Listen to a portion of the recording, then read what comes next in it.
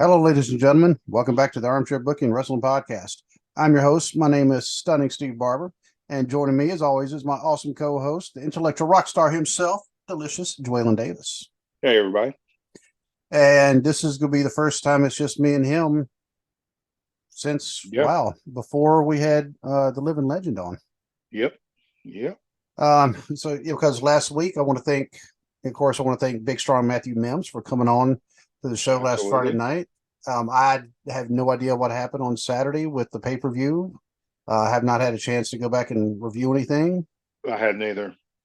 Um, but I mean, I know he was looking forward to it, and I couldn't watch it because I was already kind of committed to going to watch the NWF show down in Covington, and so it would be kind of hard to do both. Uh, but here's the funny thing: there was somebody who was actually at the show in Cleveland in a dark match who managed to hop on a plane and fly down and made it to the NWF show in Covington. And that'd be our friend Big Mama. Oh, cool. And she told me, she's like, she actually met Matt Mims while she was up there. So I'm Awesome. like, all right, cool, because he mentioned, he wanted to talk to her, and he had messaged her and not heard anything back, but now they actually met. So I'm guessing that they talked. So hopefully Big Strong Mims will actually be at an NWF show. That'd be cool. Oh yeah.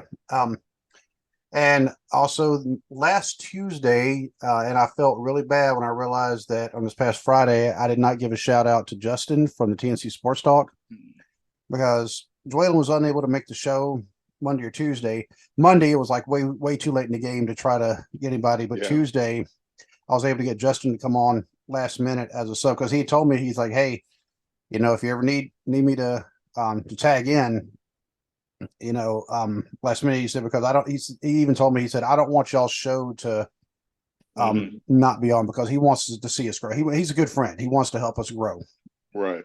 so he offered, and like that day, or like, I was like, you know what, I'm gonna take him up on it. And so we're here to keep it going. So thank you, Justin, for standing Yes. in. Thank And you. yep. So Appreciate it.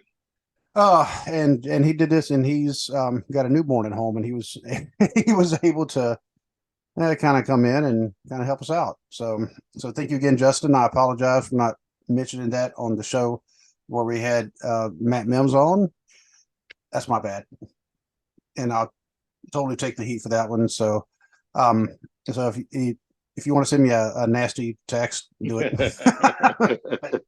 Actually, Justin, he is a really nice guy. So I mean, Yeah, he is.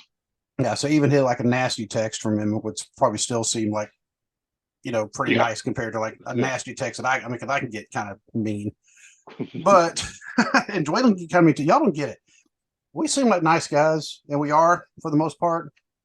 You don't want to see the other side of that. If the No. coin ever flips, No, yeah, it's not good. yep. So, and that's not like bragging. You don't want to see it, no. I'm just telling you the truth. I mean, I Yeah. go for the throat. So, but no reason to go for the throat today because we actually do have a pretty good topic that we want to talk about, and it was actually something that, in fact, you know what? I will let you explain it, Dwaylen, because you actually saw the tweet and saw the text, and it was your idea, and I think it's an awesome idea.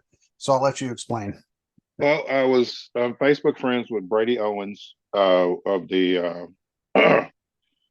the Wrestling Society, um, and he had posted where he was talking about how, basically, to paraphrase, basically where how you have all these supposed wrestling fans that are just dying for AEW in particular to fail. Like they specifically pay their money to go to an AEW show to take pictures of the empty seats so that they can get on social media and try to make fun of the company for having supposedly low attendance. And I just, I thought it was a good topic to discuss. Mm-hmm. Uh, thank you, Brady, for posting that. I even commented on his post that, these aren't professional wrestling fans, these are WWE fans, because those are the fans that are doing all this. It's like, you know, you have these WWE fans that think WWE is the end all be all. Granted, they are the largest professional wrestling company in the world. I will give them that. But they're not the only professional wrestling company in the world. And there's a lot of, I know we've said it time and time again on this show, there is so much fantastic wrestling outside of the WWE bubble. But people have been so, people have gotten so used to WWE because they've monopolized pro wrestling for so long that, especially from 2001, even when TNA was extremely good, they were still at a very small scale. They were still not a legitimate threat to WWE. Neither was Ring of Honor. You were getting much better wrestling week in and week out from TNA and Ring of Honor than you were getting in WWE at that time.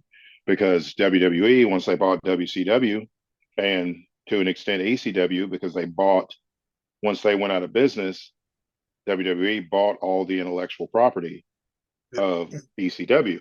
So once you own all of your competition, then people are going to watch because you're the only game in town. It's like when Walmart comes in and runs out all the mom and pop places, they know people are going to shop there because where else are you going to go?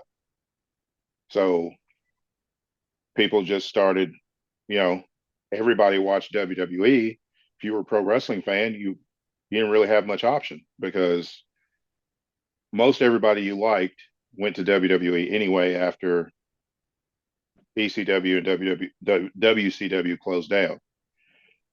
And then the booking got just horrible. Like 2001 to about 2004 was pretty good. Once, for me, once Chris Benoit lost the World Heavyweight title to Randy Orton, and then Randy Orton started feuding with Triple H, that's when the product just flatlined because it became the Triple H show on Raw. It was, the infamous Reign of Terror with Triple H. SmackDown got watered down because, you know, Eddie had passed. Eddie passed later, the next year. A couple of years after that, Benoit passed. Plus, just Paul Heyman got removed as the head writer of SmackDown. And the product was just awful. And then you get to the late 2000s, like 2008, 2009, it was just awful. But people were so used to it that they're just like, okay, well, this is all there's ever going to be is WWE. And then AEW, comes out and they're, for the most part, there's been some missteps, but they've consistently, in my opinion, put on no less than a good wrestling show every week. Most of the time, an excellent wrestling show each week where they focus on what's on the marquee, and that's wrestling. They have their promos, they might have a skit here and there, but it all leads somewhere. And it all goes back to the wrestling, which is telling the story in the ring. But you have these WWE fans that are just, it's like, oh, well, here's this company. And all of a sudden it's like, oh, well, they may be a threat to WWE, so we need them to go out of business. Not thinking of the thousands of people that work for AEW that would be out of a job if AEW closed its doors.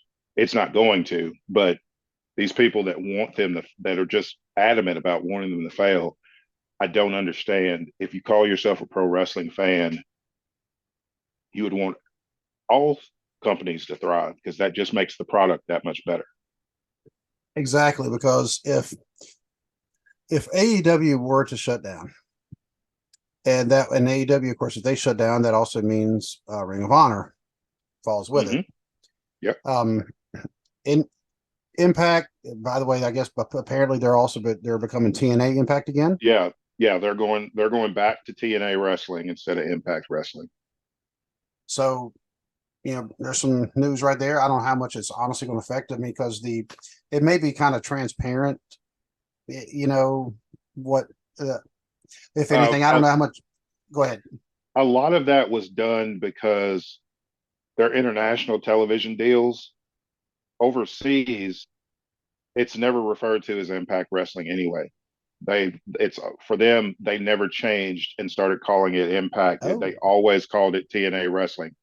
And so just to keep, I think they did it just to keep the branding one specific thing instead of on in the international market, it's TNA Wrestling, and in the US market, in Canada, it's Impact Wrestling. It'll be TNA Wrestling across the board. Plus, TNA Wrestling has a rich history. I mean, even with the Bischoff Hogan era when they were basically killing the company, but everybody, even people that know it's been called Impact Wrestling for the last several years, still refer to it as TNA yeah. because, whether you like TNA or not, TNA has a very important place in pro wrestling history. A lot of the stars that you see on television week in and week out came through the doors of TNA. So, to me, TNA is, I wouldn't say at that same level of importance of Ring of Honor, but I'd say they're knocking on the door Mm-hmm. because there's no AJ Styles walking through the doors of WWE in 2016 if we didn't get to see AJ Styles in Ring of Honor and TNA. Yep.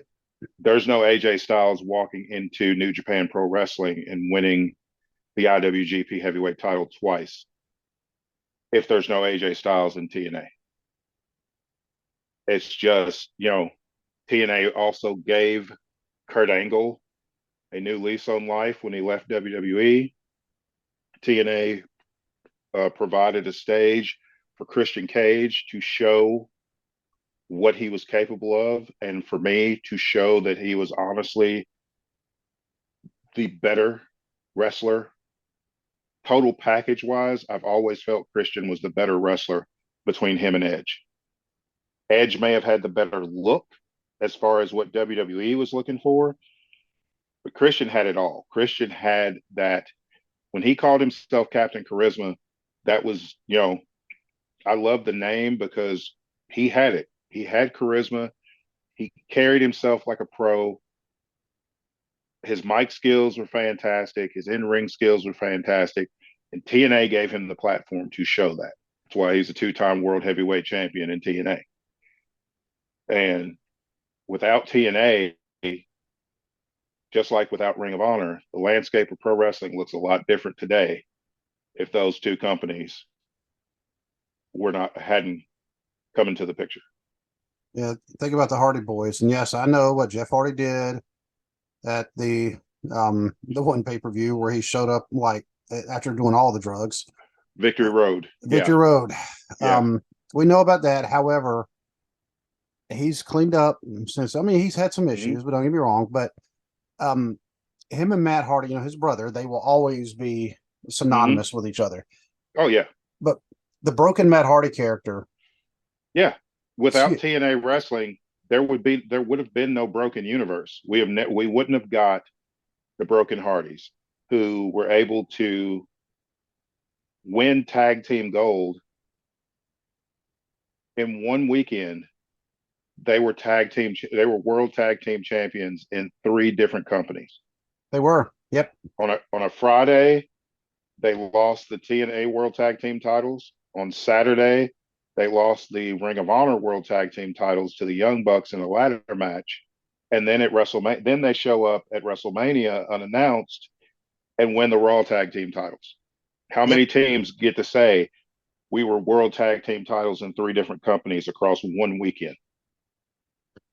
And another one of NWA TNA Impact's biggest stars.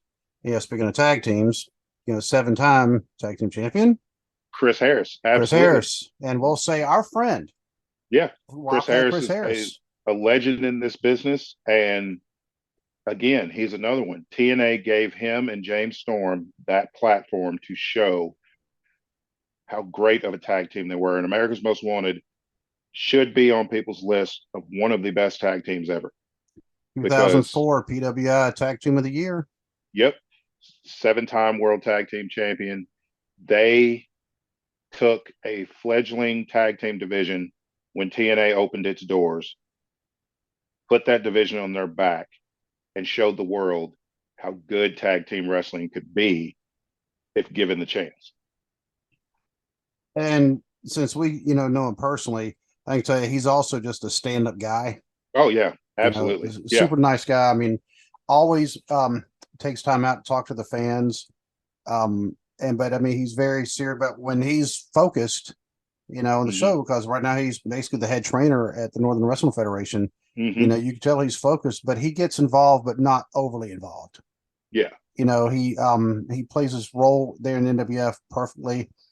And he gets involved when it makes sense. When it makes sense, yes. Yeah. And I can tell you this past weekend at the NWF Spooktacular down in Covington, I went to watch it, and it was funny because everybody was dressed up in costumes. I mean, he was actually dressed like he did back in TNA. Oh, okay. Back in the day. He got involved, and he was throwing some punches there at the end to help break some people up. And I pointed out to the guy next to him. I said, he's almost 50 years old, and he's still in there hanging, like he has not lost a step. And plus I also noticed, I think he's left-handed. I never caught that before. Either that or I just totally forgot. But he was throwing these lefts, and I was like, huh, how about that? Well, yeah, just a super cool dude. But we wouldn't have had that, because he made it big in TNA, and people still, oh man, Wildcat, you've had him on your show. I'm like, yeah, we've had him on the show twice. Yeah, and he's done a promo for the show. So I mean, all the respect in the world for Wildcat Chris Harris, because he's done he's done a lot for us. Yeah, absolutely. He's done so much for us, and we greatly appreciate it. Another thing that TNA gave us that no company has ever given us, TNA gave us the 6-sided cage match at Turning Point when Elix Skipper walked the top of the cage and did the Hurricane Rana on Chris Harris off the top of the cage. But I mean, and it is still shown to this day as one of the highlight clips of what TNA is known for. Like, you have that clip, and you have No Surrender 2005, Samoa Joe, Christopher Daniels, and AJ Styles. The triple threat, the only TNA match that's ever gotten 5 stars. Well, look at the people in it. Exactly. Yeah. And again, another one is Samoa Joe. Yes, he's still the longest reigning Ring of Honor world champion ever. He was dominant in Ring of Honor, but he was also dominant in TNA. And without TNA Samoa Joe, we wouldn't have gotten Samoa Joe in WWE, or now the Samoa Joe that we have in AEW. Yep. And one of the things, because now, since Samoa Joe, he is tearing it up in AEW, along with some of the other names we mentioned, Christian Cage, the Hardy Boys. And I know the Hardy Boys, they're kind of on the tail end of their career. I mean, might as well just say, I mean, they're both in their mid to late 40s. And they're doing more Rampage than Dynamite, but they're still there helping bring the younger wrestlers up. They're helping get other people over. And they're veterans in this business. I mean, Jeff Hardy's been wrestling since he was 14 years old. Matt's the older one, so he was probably 16 or 17. And, they literally grew up in this business. They've traveled the world. They've been, both of them have been world champions as well, singles world champions, as well as multiple time world tag team champions. And it's just, this is their job. This is what you do at the tail end of your career. You put the next crop of talent over on your way out the door. Yep.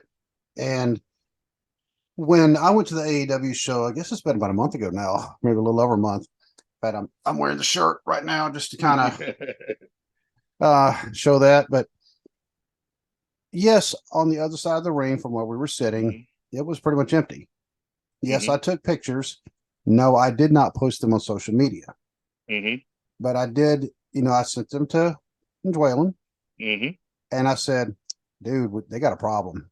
Mhm. But I was not going to post it on social media Right. just because why be, that guy? Oh, look at me. Yeah. Oh, I posted the pictures too. Ooh, look, I paid Yeah. all this money just to do that. I'm like, you're the same people that go to a pay money to go to a Nickelback concert just to boo them. That's dumb. That's dumb. Yeah. And I like Nickelback. I like So I like Nickelback. I'm not saying that, Chad Kroeger, sometimes he needs to just kind of, well, I mean, he shut needs up. to. Yeah, But a lot of time he needs to quit talking a lot of yeah, times he because he just says needs some to stupid shut up, stuff. stop talking, just, But the sing dude, the but the songs. dude's a great singer. Nickelback's a great band. I don't understand. I think people do it kind of like when they were where they would chant Cena can't wrestle just because it was the thing to do, Yeah. and it's like just leave Nickelback alone. They got some good Oh, stuff. I don't know how long in fact, I'm pretty sure it's been going on for a long time. We just not notice it because we're getting old and crotchety. But being negative, being a fad, booing people, looking for the negative just to jump on that, being a fad, it's annoying. Yeah, It's like, what are yeah, you gonna? It's like, why do you hate them? I don't know. yeah. Why do I hate them? Oh well, Uh, this bunch of people over here hate them, so they must have a good reason. It's like you don't know the reason. Well, no, then you're dumb. That's yeah, just exactly. you're just dumb, and you're just following a trend just to do it. And it's like Steve and I are pro wrestling fans. Yes. Do we like WWE? Yes. Do we like AEW? Yes. Do we like the NWF?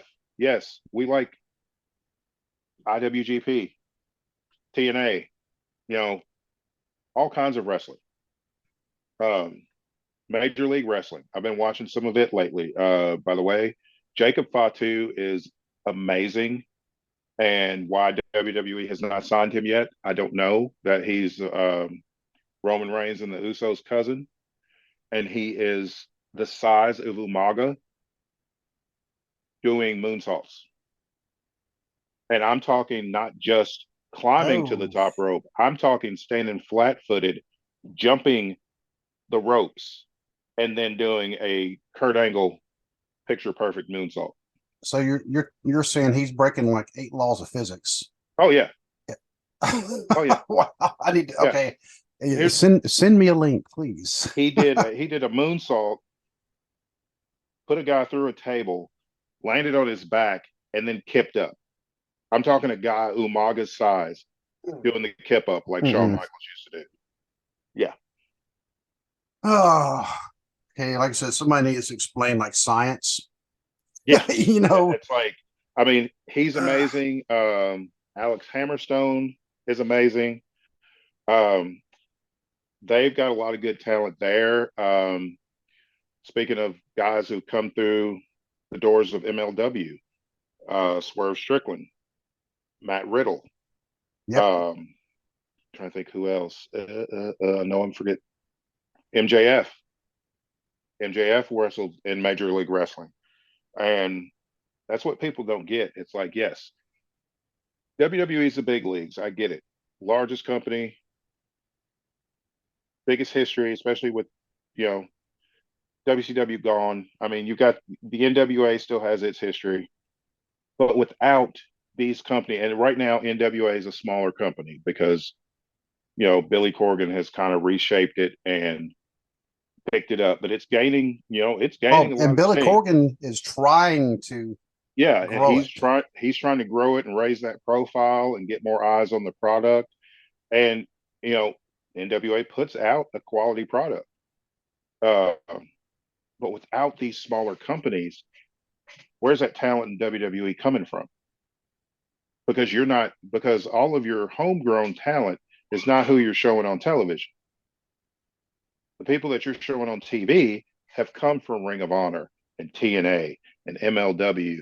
and the NWA and things like that.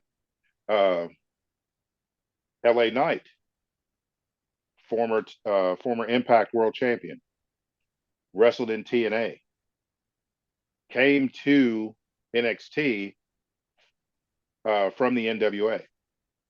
So it's like all of you who want these companies to fail, particularly AEW, I don't understand the hatred for AEW. Does Tony Khan need to stay off social media sometimes? Yes. Yes, Yes, he absolutely. does. Absolutely. Sometimes he gets carried away on social media.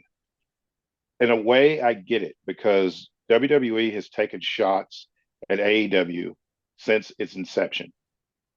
And after a while, and I can understand as president and owner of the company, I can understand after a while, you get tired of this other company taking shots at your people. But the best way to shut them up is to keep doing what you're doing, and that's putting out a stellar product. I mean, Yep. you went to Wembley Stadium and packed 80,000 people in there. It's like that's what you do. I mean, in a span of a month and a half, you put on three top rated pay-per-views. And you know, every pay-per-view is a sellout. That's what you do. That's how you shut the WWE, the tribalism from WWE. That's how you shut that up. You just put on consistent shows. Don't worry so much about the ratings. As long as Warner Brothers Discovery likes the ratings of your television programs, that's all you should concern yourself with. Because like a few weeks ago, when NXT and AEW were head to head, because AEW got bumped to a Tuesday because Baseball. baseball. That's Yep. it. Yeah, playoffs. So they got bumped to a Tuesday. So they put on a stacked show. They always put on a stacked show. It was nothing new for AEW to put on this type of show. But what does WWE do? Even though they constantly go on record and say they don't see AEW as competition, what they do? They bring John Cena, Paul Heyman, and The Undertaker. You know, they pull The Undertaker out of mothballs Yep. and bring him to NXT and have, all of these, current Hall of Famers and future Hall of Famers, you know, on NXT just to get a higher rating because they were afraid they wouldn't be able to beat AEW in the ratings, which they did end up beating AEW. And people are like, well, there's the proof right there. But then it's like, I've seen people also go, yeah, but how good would that rating be if John Cena, Paul Heyman, and The Undertaker had to have been on that show? And they're like, well, that Exactly. doesn't matter because they won. And it's like, in in this day and age, I mean, we're pushing 2024. A ratings war does not matter at all. Makes no Nope. difference. Not This is not in the age of not in the DVR. not in the age You of know. DVR and streaming and YouTube. Yes. It's Exactly. ratings aren't ratings don't mean the same as they used to. Like I said, Warner Brother Discovery obviously is quite happy with the ratings that AEW TV is getting because they wouldn't have gave them a third show if they weren't happy with the ratings from the other shows. Exactly. There's also been a lot of talk, which I hope it happens because uh, I uh, personally like the Max now, former HBO Max platform. Um, it's been heavily rumored that a deal is close to being made to where AEW TV will be on Max. I don't know if that'll be Ooh. like kind of like a WWE network thing to where all the back catalog of pay-per-views and TV will be on Max. Uh, I think some stuff that they've rumored also is that because I know Max is going to have a sports tier to where you pay an extra $5-10 a month and you get you get a sports tier and get to watch some live live sports and things like that. And rumor has it that that Warner Discovery is going to take advantage of that and put AEW pay-per-views on the sports tier of Max. Mm-mm. So That'll be I mean, interesting. that'll be. I mean, it's a smart move. I mean, you have this digital platform, you own the networks that your program is on. Why would you not? But that's why I don't understand. I never understood. Besides just money, it made no sense for Vince McMahon to sell WWE Network in the United States to Peacock when the platform was fine on its own. Oh, I think they were. Well, I think they did that because they were losing. It was a great deal for fans. Don't get me wrong. Yeah. I always said the WWE Network was, if you're a wrestling fan, and honestly, I'll say a wrestling fan, not just a WWE fan, because if you like the old school wrestling, because they own the Yeah, libraries for so they many of the yeah old school they own companies. the majority of the major companies' catalogs, back catalogs. So it's like, I mean, it's just like if you're a wrestling fan, it is a buffet of old school wrestling.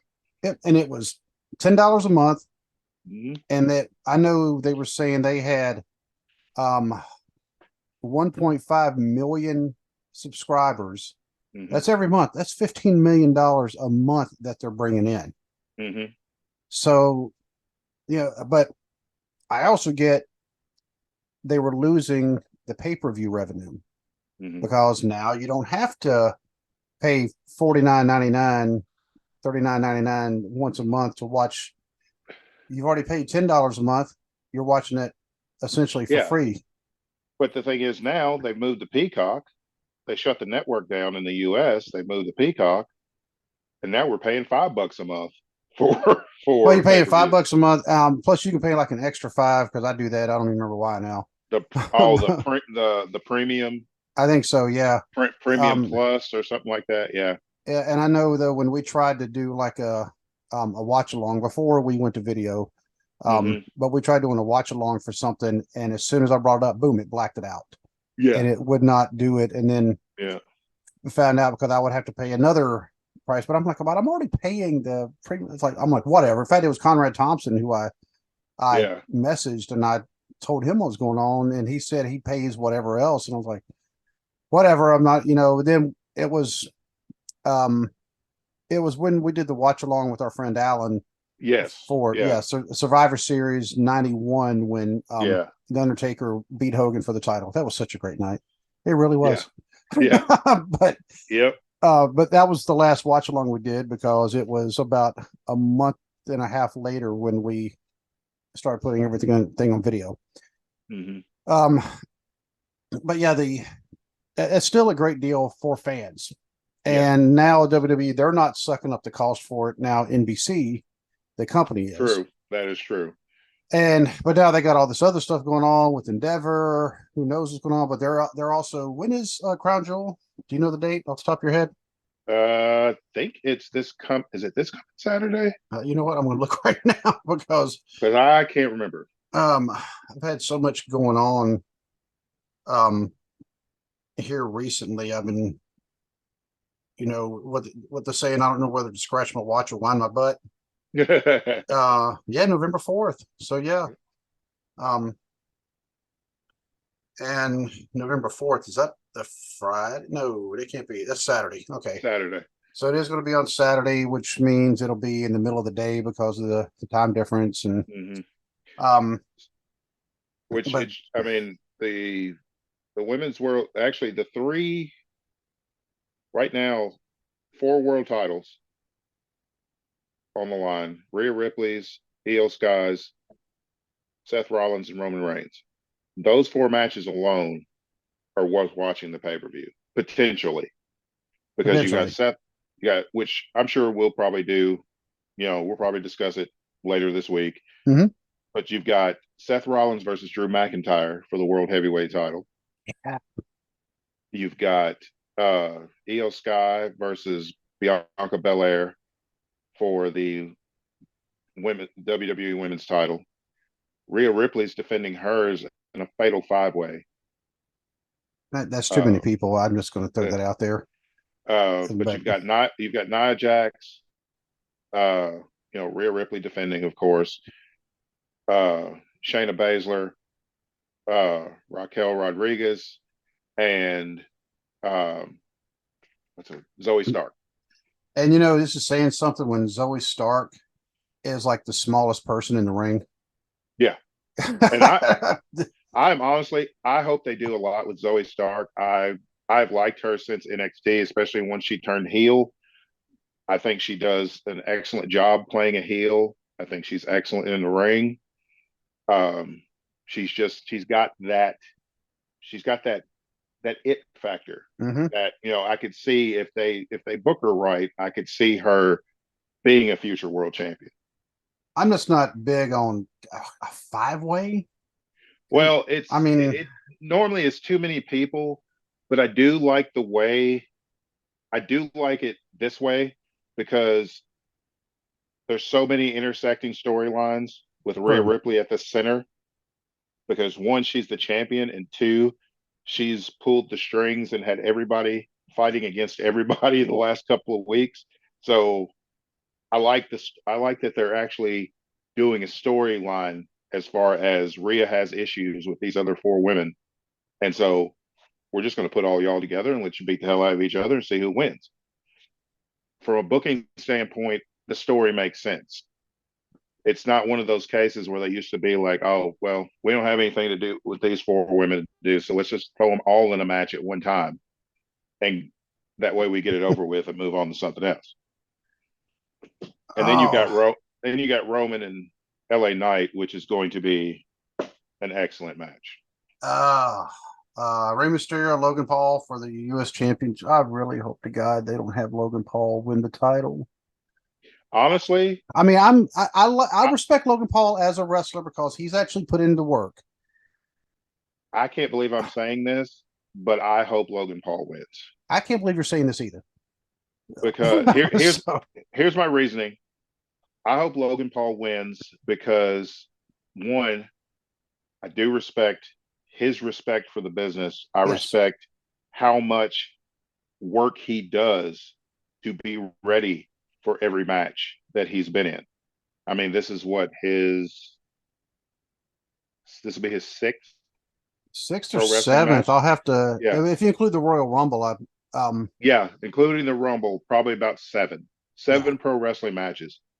But he is always the one of the highlights of every show that he's on, and not because he's a celebrity that just like me hogs the spotlight. No, he goes in and puts in the work. mm-hmm. And as far as taking it off Ray, nothing against Ray, but Ray's really done nothing with the U.S. title since he won it. They had the potential to have a good feud between him and Santos Escobar over the U.S. title. They didn't pull the trigger on that. So, and Ray's getting to where he's at the tail end of his career too. Ray's almost 50. He's already in the Hall of Fame. Yeah, he's in the Hall of Usually, Fame. you go in the Hall of He, Fame. Okay, you're done. yeah. So give it to Logan Paul, and then Logan Paul can have excellent matches with, say, Ricochet, because he's had issues with Ricochet. Um, I think it just kind of freshens up the U.S. title. And I'm not normally one for celebrities winning championships, but I will make an exception with Logan Paul because he has put in the work and he does Yeah, have, you can tell the respect that he has for the business, and he plays a good heel. You know, people don't like Logan Paul anyway because of how he built his fortune, which he didn't do anything illegal. He just built it off of, YouTube. being an idiot. So he just plays into that. And it's like, you're going to boo me anyway. So boo me while I go out here and put on the show for you. I think he's a lot more likable than his brother. To be honest with you. Oh, his brother is just intolerable. He's just, I Yeah. just, Um. he's one of those people that has one of those faces that it's like you just want to hit every time Just you see it. something about your face. Yeah, it's like I I don't just, I like any of don't. this. That's yeah. Is there anything I can do to change? No. Yeah, Just, not unless you can change your face. yeah. But yeah, that's me going out on a limb and saying that I think they should give Logan Paul the U.S. title. But I'm also big on if it's a U.S. title, it should only be defended in the U.S. Just like the European title should only be defended in Europe. It See, doesn't it doesn't make I any never sense. I never had a problem with the European title being defended in the States. My problem with the European title is there wasn't enough European wrestlers to hold the championship. Exactly. You had the British Bulldog, you had William Regal. That was it. Well, Owen Hart, he held it technically. Now, Canada is still a Commonwealth of the United Kingdom. They still fall under that. So technically, Yeah, Owen no. could have, No, you had two European guys, you had some Canadian guys, and then you had a bunch of guys from Texas. that's true. Yeah. Um, and Texas. Well, Texas are their own country anyway. You ask Texas, anybody from yeah, Texas, they'll tell you, where you from? yeah, Texas. yeah. Yeah. Texas and North Carolina, because you had the Hurricane was a European champion, so was both Hardy Boys. Oh, there you go. Uh, so we had Cameron and we had Raleigh. I think Yep, Hurricane, he's from around the Raleigh area. I think so. Yeah. Oh, but yeah, there's also, Cody Rhodes, Damian Priest. By the way, I think, the rest of Judgment Day is going to be there. They're going Oh to be in the yeah, wings somewhere. yeah, So, and I know this is kind of early, slightly for review. We'll discuss it more, probably Thursday. Dominic's going to be there. He's probably going to help Logan Paul win. But I think this is also when Damian Priest. I'm thinking this is right about the time, because they've been showing signs. Well, they've been showing signs for like 6 months of him being booted yeah. out of the bloodline, or not bloodline, but Judgment Day. Judgment Day, yeah. Um, but John Cena, Solo Sikoa, yeah, I think it'll be all right. I I mean think it'll be that's all right. I think it'll be all right if they have Solo win. yeah. But I mean, Cena is there just because the Saudi government, they say, hey, we want these particular ones. And this time they're not slicing people up and putting them in garbage bags. So Yeah, and Cena's even in the WWE picture at all because the writers the writer's strike. are still on strike. Yeah. Yep. Um, so but he's there and he's probably going to be Oh yeah, he's making some. Yeah, he's definitely making some coin.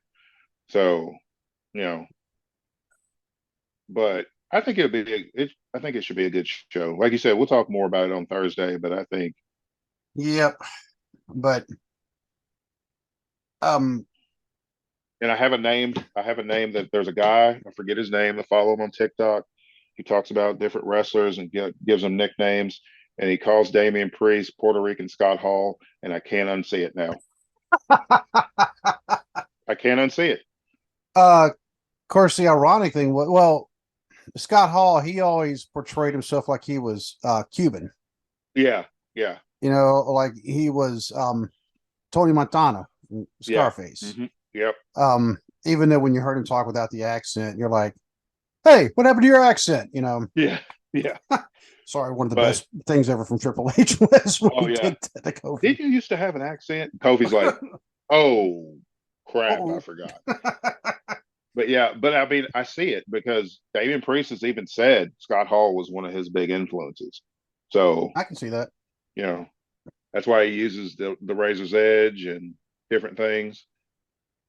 But I think, honestly, I think what they need to do, I know him and Finn are the tag champions, but if they're going to have to get that going Mm-hmm. before WrestleMania season. Like I said, I've said this on the show before. They're going to have him cash in soon because if he waits until during WrestleMania season, he's going to get lost in the shuffle because people are going to be focused on the Rumble and then they're going to be focused on the Elimination Chamber, which is going to be in Australia. And then Yeah. then WrestleMania and all of that. I don't want to see Damian Priest's first world title reign get just swept under the rug because, oh well, we've got all this other big stuff going on. They need to just go ahead. What needs to happen is I would love for Drew to win the title because I like this Drew McIntyre. It has that it has that 97 Bret Hart vibe to Yes. Oh he's wow. Yes, where absolutely. he's where he's technically right about what he's saying about Jey Uso. It's like all the bloodline did all this stuff. Clash of the Castle could have been my crowning moment to win the title. And a member of the bloodline screwed me over again. And no, I'm not forgiving them, even though you got Sami Zayn and Cody Rhodes being like, oh, Jay's changed and blah, blah, blah, blah. Drew's not having it. He's not having Seth Rollins, his nonsense. And it's just, it reminds me so much of when Brett was a heel in the States, but, he was a god in Canada. Hmm. He was cheered, cheered out of the building in Canada, booed out of the building in the United States. And Drew's kind of walking that same path. And I've always liked heel Drew McIntyre better than face. But Drew McIntyre, his look, I mean, his size, Yes. first of all. Mm-hmm. Yep. Um, for somebody to be a face at some point, you need to feel sympathy for them. Yeah. And it's like, And it's him and it, Bobby Lashley, it's hard to feel sympathy for them because I mean how big and just yeah. massive I they mean, Drew are. McIntyre is like 6'4", 6'5", get 270. I mean, just, you know, built out of stone. He's just, yeah, I'm not worried that this guy's going to get beat up. Right. You know, this guy's not the underdog. And It's just not a believable thing. Like guys like Rey Mysterio and Shawn Michaels, Ric Flair to an extent, smaller guys like that, you can see them as underdogs and you can get behind. Mick Foley made a career out of being an underdog. mhm. You can see that. But you got guys like Bobby Lashley and Drew McIntyre, John Cena, Roman Reigns. These aren't underdogs. Their look alone does not scream underdog. They don't walk into a match and you're like, oh, well, this is a huge mismatch. No, no, it's not. And But I would love to see Drew win the world title, but to get Damian Priest to cash in, unless I was thinking Seth needs to beat Drew. Damian Priest cashes in on Seth right afterwards because they're still playing up his back stuff. Uh, they could have Drew win, and then Judgment Day jumps him. Damian Priest wins. It still gives more credence to what Drew has been saying about every time I get to where I want to be, somebody screws it up for me. And that could be the point where it pushes him all the way heel and pushes Damian Priest's face. And then you get that Judgment Day split that they've been hinting at for 6 months now.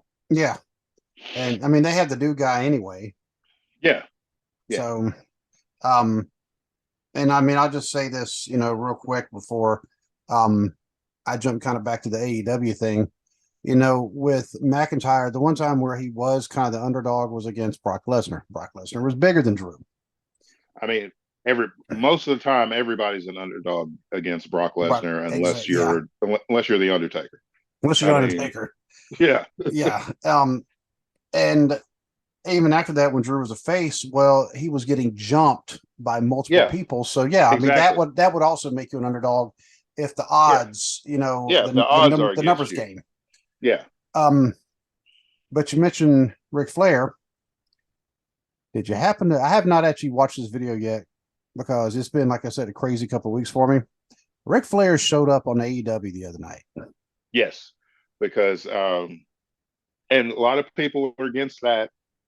I'm actually fine with it because storyline wise, it makes sense. Sting got his big break at the first Clash of the Champions in a 45-minute time limit draw against Ric Flair for the Mm-hmm. world title. That made Sting. Without Ric Flair in that match, we wouldn't have the Sting that we have. We would not have that iconic character throughout the years and multiple promotions.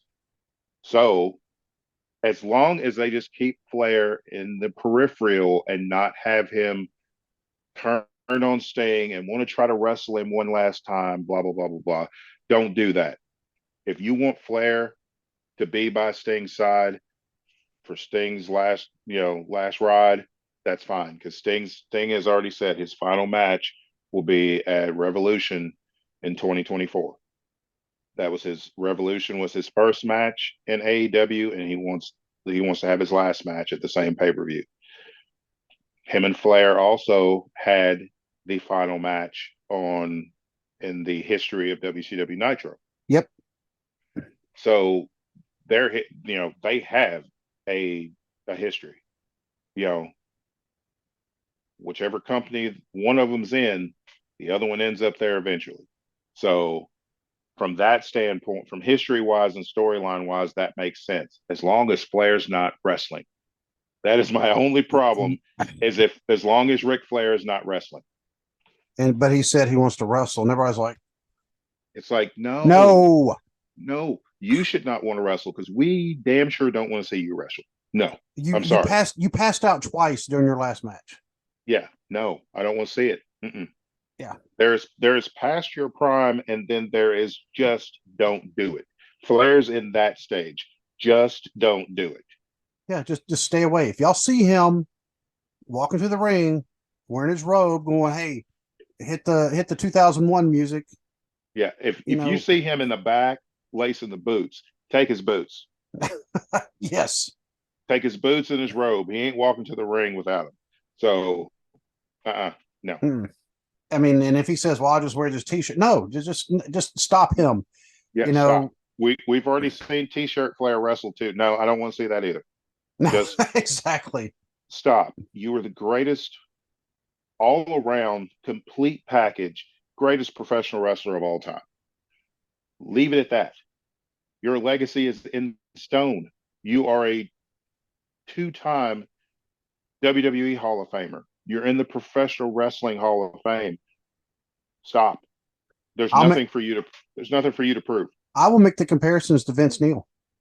Yeah. I mean, just leave it alone. Yeah, leave it alone, because right now Vince Neil, there's all sorts of video footage of him singing, some of the classic Motley Crue songs from like 1990, and I'm talking about the song "Kickstart My Heart," where it actually sounds like he's saying "Kickstart My Honk." Yeah. And he said "Kickstart My Honk," Big Mac 103, things like that, and it's like, Motley Crue used to be like one of the biggest bands in the world, and now they're looked at like they're a joke. Oh yeah, because they didn't know when to stop. They didn't know when to stop. I mean, and I could tell you, if say, "Well, you just saw Kiss in concert." I did, and Kiss put on a hell of a show. But here's the thing. Man. But here's the thing, though. Kiss is not. Motley Crue has gone from. They started out in dive bars. That's how they got started on the LA Strip in dive bars. Mm-hmm. They got signed. They got huge. Now they're back to the dive bar band. Kiss has always been a top level band. Mm-hmm.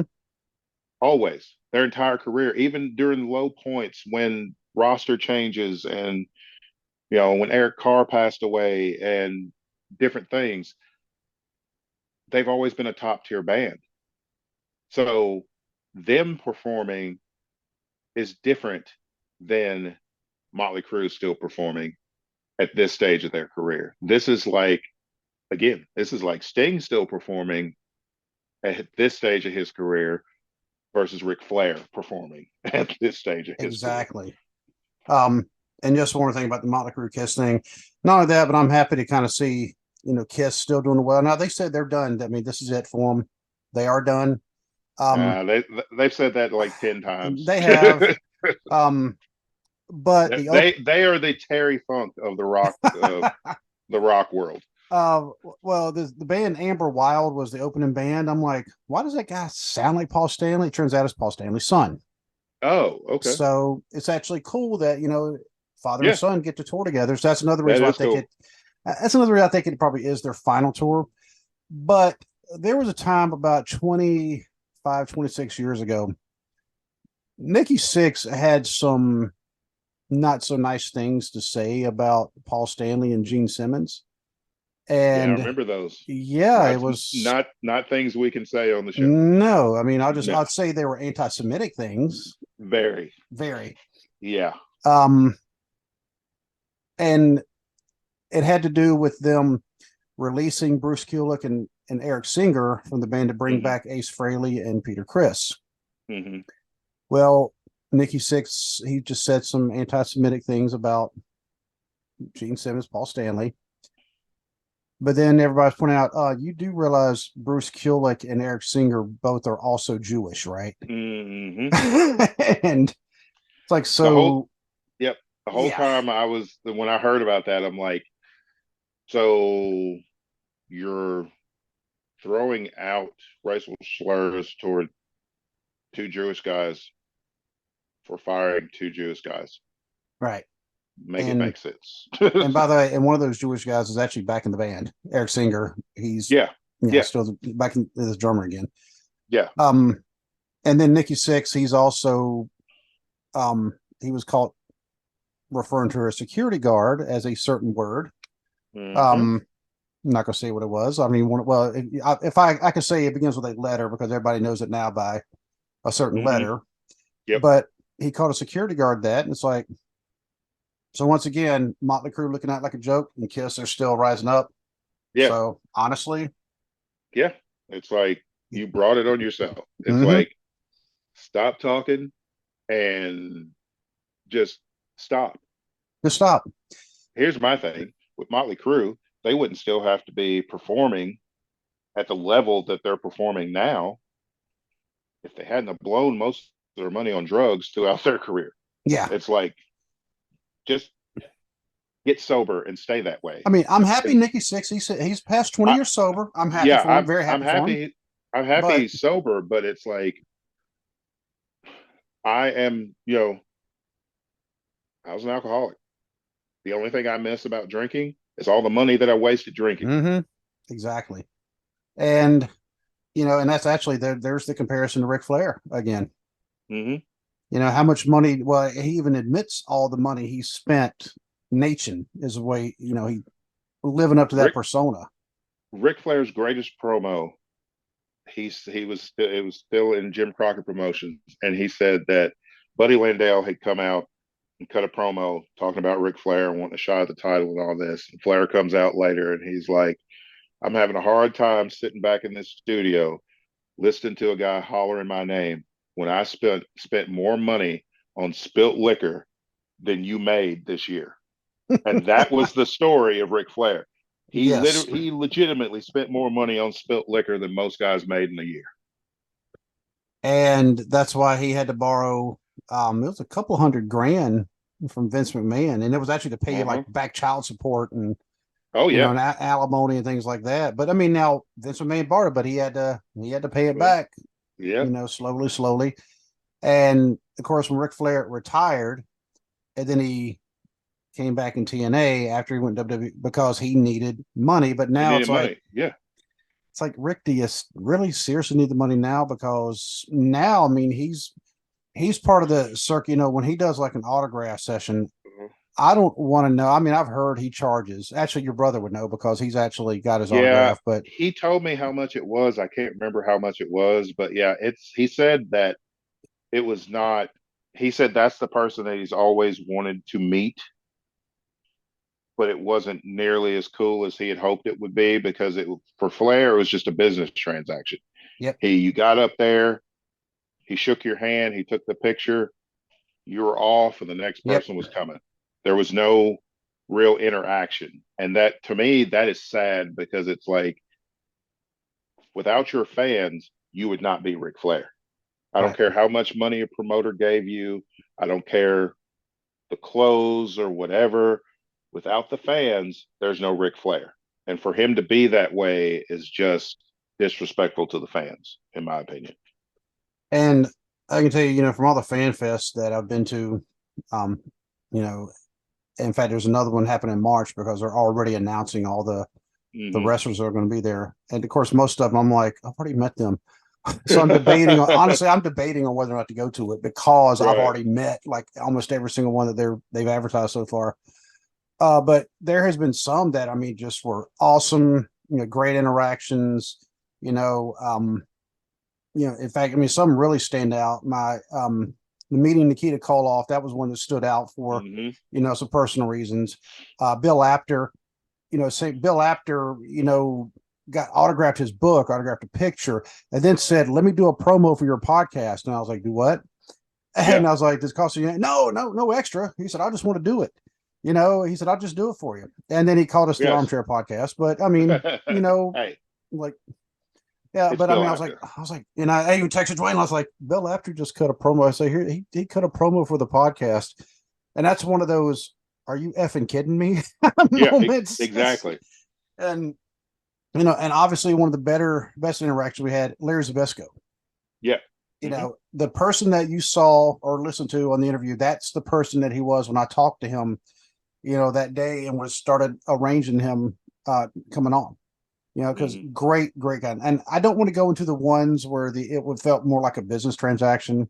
It was kind of disappointing, and partly because we saw these guys and girls, when we were kids and growing through teenage years, and some of them, it was kind of disappointment. And like I said, I don't really want to mention the names, but there were so many more that was so a lot more positive.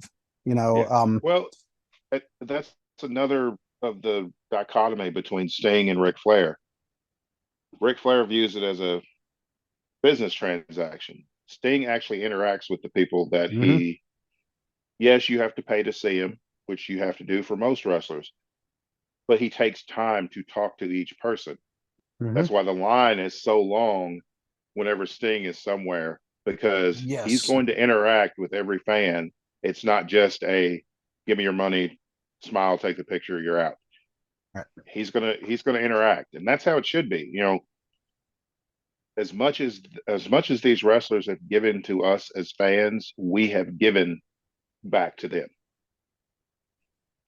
And Sting was actually at one of the fan fests. Now I didn't meet him because I think the price it was 200, 250, something like and that. I remember you said that the line was ridiculous.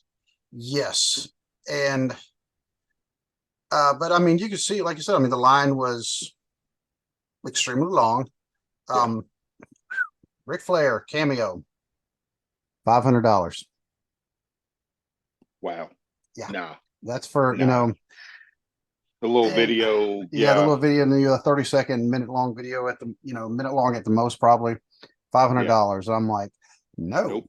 I'll even say that in Spanish for you. No. And as a fresh skip for me, no. And but somebody's going to pay it. A lot of people are going to pay it, just like a lot of people are going to pay. A lot of people paid $1,000 for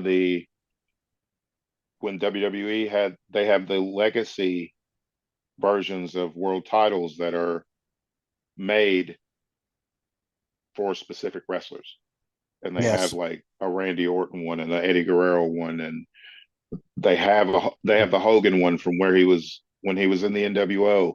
They have a Flair one, looks like his robe and all that stuff. That belt was $1,000, and people. That's another hard pass. Yeah. Nope. I can tell you now the belts that I have. You see the two back there. One of which used to belong to Dwaylen. And so I'm very specific about the belts that I'll collect, and this is also another one. I talked about this for a while. We talked about this on the last show. Showed it to Big Strong Mims, and he showed us the NWA TV, the World Television Title. Yep. I lost count of how many times he showed that to us, and I still laugh every single time. Every time.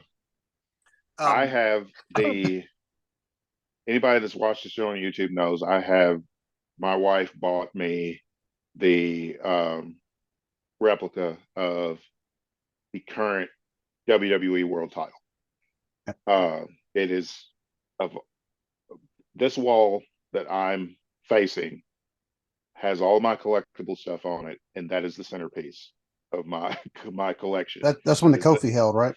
yes, that's the one that Kofi, Big E, Bobby Lashley. It's that belt. Um, which I need to. One of these days, I hope to get all three of them to sign it because they are the only black men to hold that version of the WWE title. Wow. There's only been 4 black men that have been WWE champion. Them three in The Rock.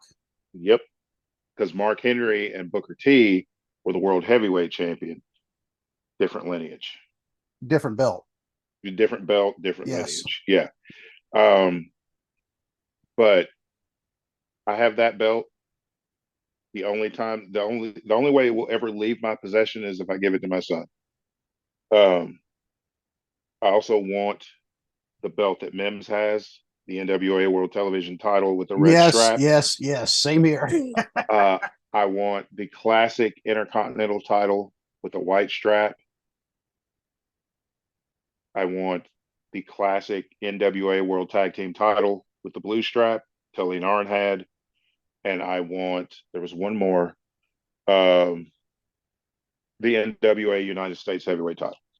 Not the WCW one, the NWA one. The one that Magnum and Tully fought over. Yes. The silver plated with the black strap. It's silver. I want the silver plated with the black strap, and then I want the next one that Nikita Koloff had. Okay, that one's a sweet looking belt too. The one that Nikita and Luger had, because when they went to WCW, they altered it, but I like the one that Luger and Nikita had. You know what? I think it may be the one when I met Nikita that it may have been the belt that did I hold the belt or did I hold the chains? I can't remember. You sent me the Uh, picture, but I can't remember if you held the belt or not. yeah, you know what? Let me open and see if I can find that picture real quick, and I can tell you. But yes, I mean I But don't I'm want like you. I don't need a whole wall of belts. I am very selective to of the ones that exactly. I want. Yeah, I wouldn't say we're belt collectors by any stretch. No. Mm-mm. Um, I thought I had the picture, and let me go look. Oh, you know what? Let me back up. Um, and I'm pulling it up the picture right now. If it'll ever actually come up, come on. It's thinking about it. There it is. Aha. So for those watching on YouTube, you'll see this. For those who are audio only, I'm about to show a picture of. There you go. Is that the belt right there that my son's holding? Can you see it yet? That's the belt. That's Yep. it. Yep. That's the one. Yep. That's the one I want. And look at the hat that Nikita's wearing. Yeah. That's actually my hat. I That's know. that's the That's wild the thing. yeah, that's the one. Didn't Leighton wear that to school one year? He wore it for Halloween actually Yeah. 2 years ago. He Oh, wore okay. well, he came up with it last minute when we were at like a Halloween spirit store, you know, the pop-up store that comes up every Halloween. Yes. Yeah. He found a like, you know, like the big head mask that people have, you know, you Uh-huh. see them of Putin. Uh-huh. Why he wanted that, I have no clue, but he wanted that because he said it was kind of scary. Uh-huh. And he Well, was, yeah, I you can know, see I that. mean, Yeah. he was, you know, thinking about wearing that, you know, and he didn't because it was too hard to wear. And probably look back and it would not have aged very well because it was Yeah. like 6 months later, the whole stuff Hmm. in Ukraine happened, Uh-huh. you know, so he knew about, I had this hat and I bought that hat when I was stationed in England. It had been every 6 months or so, they had a bazaar on one of the bases, you know, you can go, Hmm. and, you know, just buy stuff like usually right before Christmas. It was like a huge one. This one particular vendor always had this hat. Finally, at the last bazaar I went to, before we finally left there, I bought the hat. I was like, Hmm. you know what? It's an interesting souvenir. I bought it. If people can't see the hat, it actually has the old Soviet, like the hammer sickle in the middle with gold. I mean, it's Yeah. an actually authentic, Russian Soviet hat. Hmm.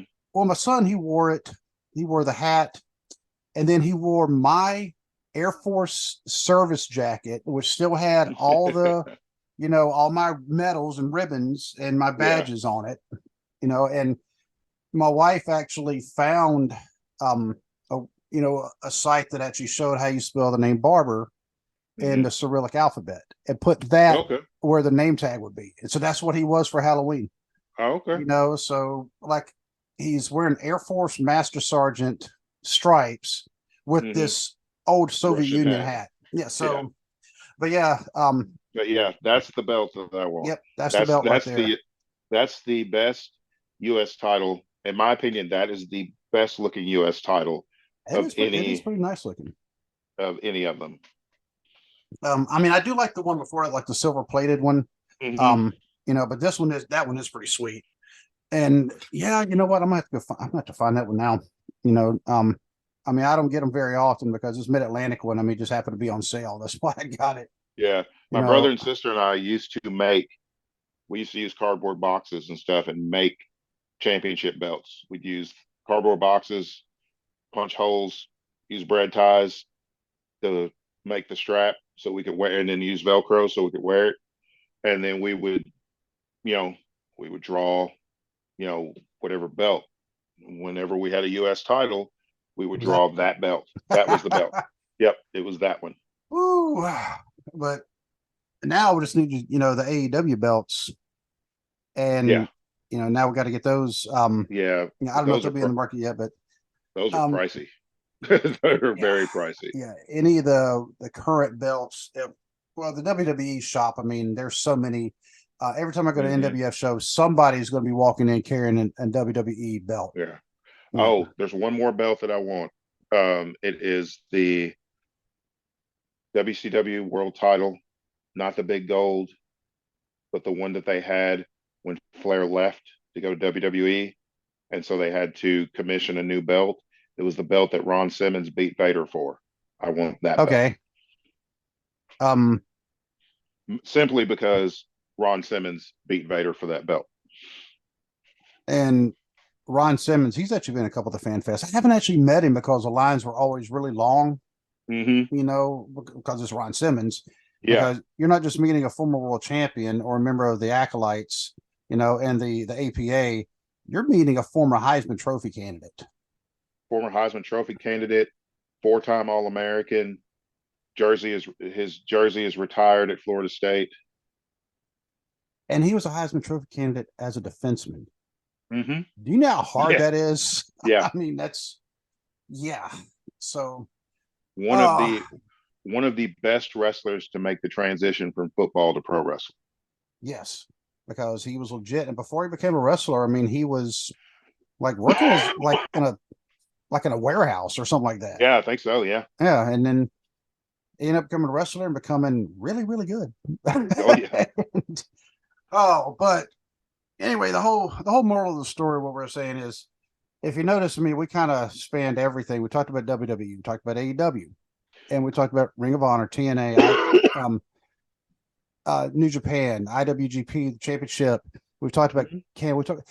So we've talked about a lot of different wrestling areas: NWF, MLW, ECW, because we are wrestling fans. We are not. Exactly. Yeah, I mean, we're not going. Hey, I'm just a fan of WWE. Everyone, no, because when they leave WWE, because not everybody can stay in WWE, where do they usually go? I mean, and it's not always AEW. No, it's Yeah. just AEW is. It's kind of like when WCW was, you know, when WCW was still around. If somebody was tired of WWE and they wanted to release and they wanted to go somewhere new, they went to WCW because it was the next biggest show.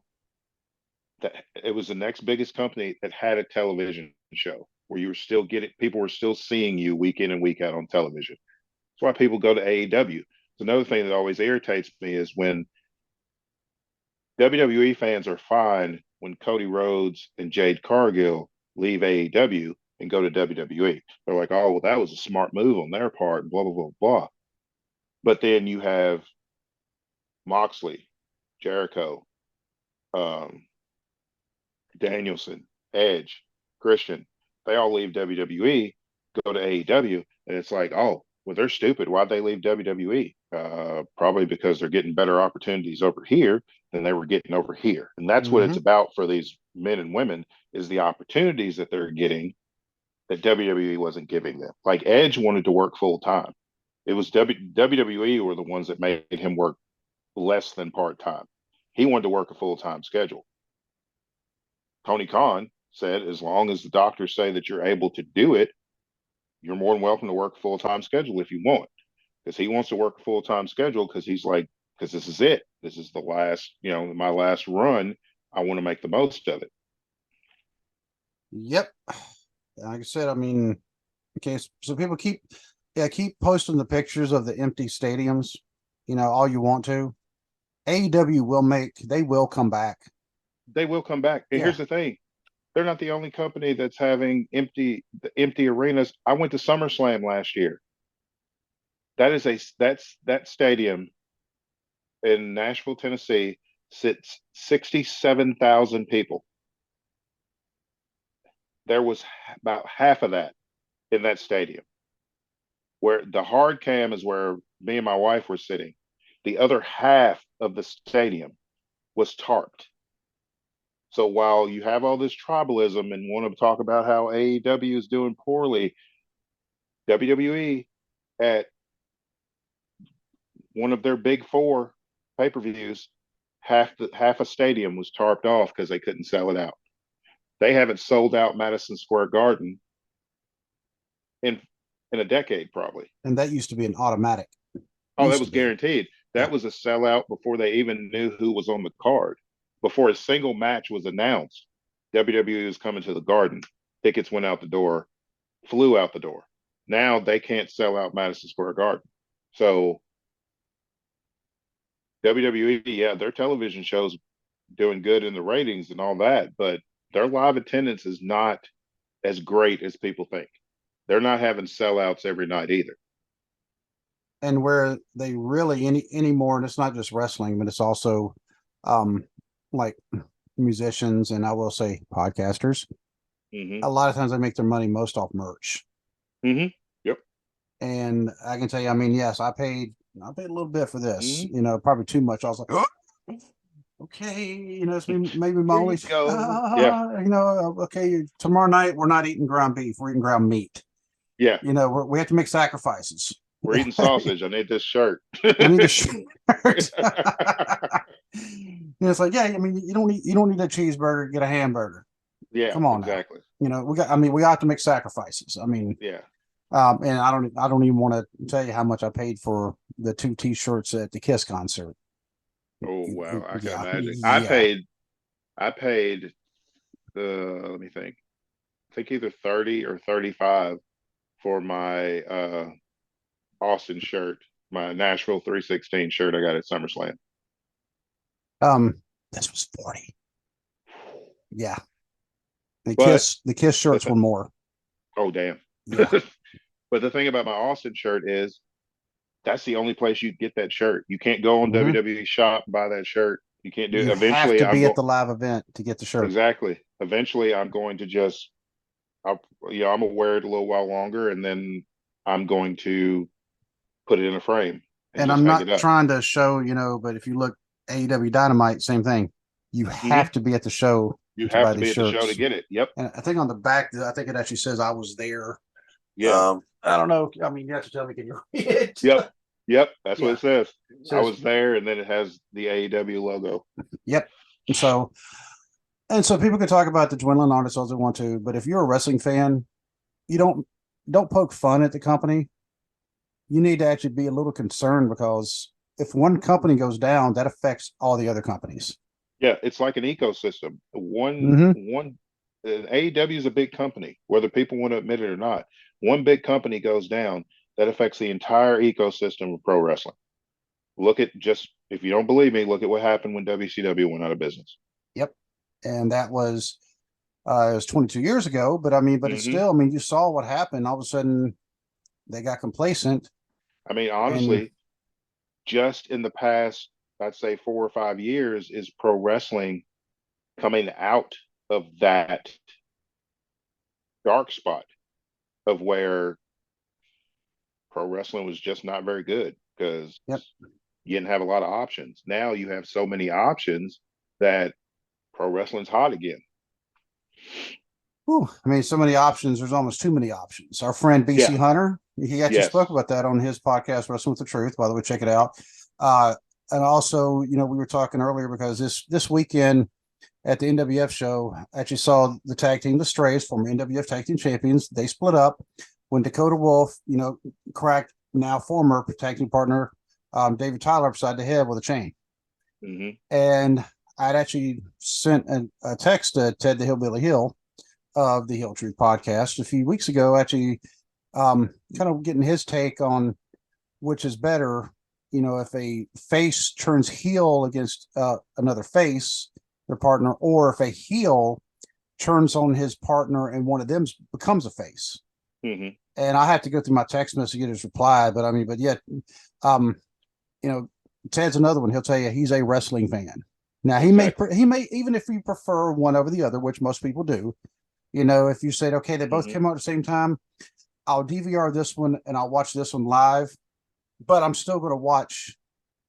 I used You to do it know, with none and watch the other. right? And so, but Ted can tell you the same thing. He's a wrestling fan.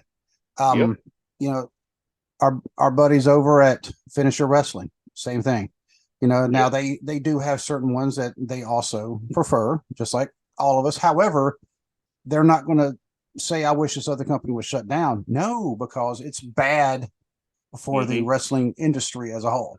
And Yep. like you said, it's a symbiotic relationship.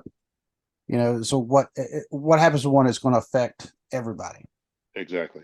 So at the end of the day, be a wrestling fan. Just like Brady Owens from the Wrestling Society Network. Good guy, by the way. Um, and he posted pretty good wisdom about things on Hmm. on his Facebook page. And you know, I like the way he was putting that and the way you responded to him. We are wrestling fans. Yeah. Don't if you just bash one company and that's all you do while you say, "Well, I like this company, everybody else is just absolute garbage," then you're not a wrestling fan because the styles are different from company to company to company. Hmm. Yep. And that's what makes wrestling great. It's not the same cookie cutter thing with every single company. Exactly. So but on that note, we are said Thursday, more than likely, we're going to be doing a preview of Hmm. Crown Jewel. Yep. That unless something wild happens, like all of a sudden if we have an interview drop in our lap, well, Right. we'll just have to Right. see. We always have our eyes and our ears open for that. So hopefully if anybody wants us to interview them, of course, hit me up, hit Dwaylen up, email armchairbookingpodcast at gmail.com. You hit us up on the socials on Facebook, on Twitter, it's at Booking Armchair. You can try Instagram or TikTok. They're there. Don't really do a lot with them, but they are there. But hit us up. We're always glad to listen. If you want to sponsor the show, definitely let us know. We did have a sponsor for the Larry Zabisco interview, Hmm. and I hope to collab with him again, in the future because he offered a pretty good discount in his store. But Yeah. there may be more to come with that. Hopefully, we'll see. Um, but yes, be a wrestling fan. Check out the wrestling podcasts, because we love supporting each other.